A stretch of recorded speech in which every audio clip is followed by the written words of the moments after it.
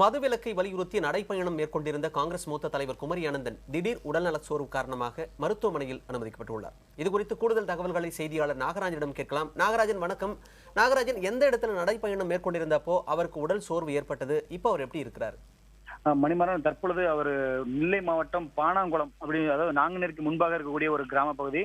அந்த பகுதியில் அவர் நடைபயணம் இன்று காலை மேற்கொள்ளும் பொழுது அவர் உடல் சோர்வு இழந்ததனால், அதாவது நேற்று இரவே அவர் பாணாங்குளத்தில் தங்கி இருந்துதான் அடுத்த கட்ட நடைபயணத்தை தொடங்குவதாக இருந்தார். அதே போலதான் நேற்று இரவு தங்கும் பொழுதே அவருக்கு லேசான உடல் சோர்வு இருந்திருக்கிறது. அதற்காக அவரோடு உடனிருந்த பயணித்த மற்ற தோழர்கள் அனைவருமே அவரை ஓய்வெடுக்க சொல்லியிருக்கிறார்கள். ஆனால் அதையும் மீறி தான் அவர் இன்று பயணப்பட்டுள்ளார்.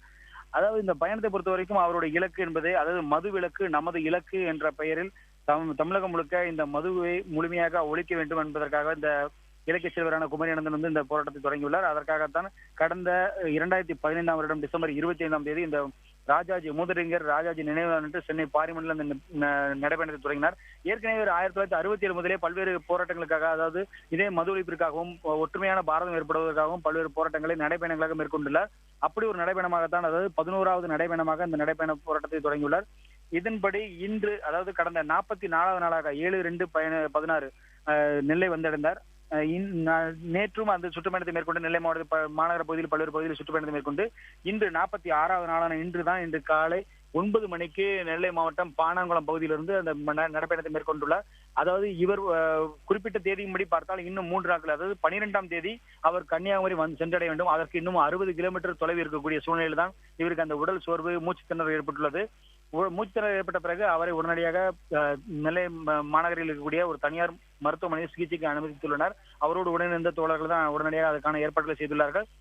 தற்பொழுது அவர் சிகிச்சை சிறப்பாக நடைபெற்று சிறப்பாக இருக்கிறார் என்று அவரோட உடனிருப்பவர்கள் சொல்கிறார்கள். மருத்துவத்துறை வட்டாரமும் அவர் தற்பொழுது நலமாக இருப்பதாக தெரிவித்துள்ளனர். இருந்தாலும் அவரோடு உடனிருந்த பயணித்த தோழர்களுக்கும் அவரோடு உடனிருந்த பயணித்த அந்த காங்கிரஸ் தொண்டர்களுக்கும் இது ஒரு கலக்கத்தை ஏற்படுத்தியுள்ளது என்று சொல்லலாம். மணிமாறன். நாகராஜன், மருத்துவமனையில அனுமதிக்கப்பட்டிருக்கோம். அவரு எப்ப குணமடைஞ்சு வீட்டுக்கு திரும்ப வாய்ப்பு இருக்கு?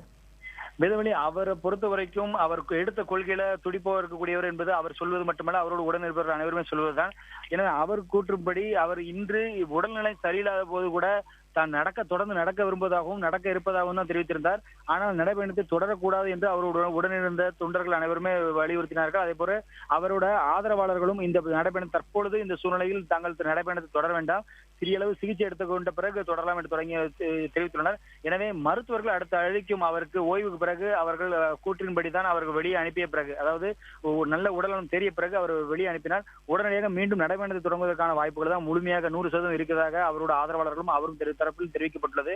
எனவே விரைவில் அவர் மீண்டும் குணமடைந்து அந்த நடைபயணத்தை தொடங்குவார் என்றுதான் அவரோட ஆதரவாளர்கள் அனைவரும் எதிர்பார்த்து காத்திருக்கின்றனர். வேதவள்ளி.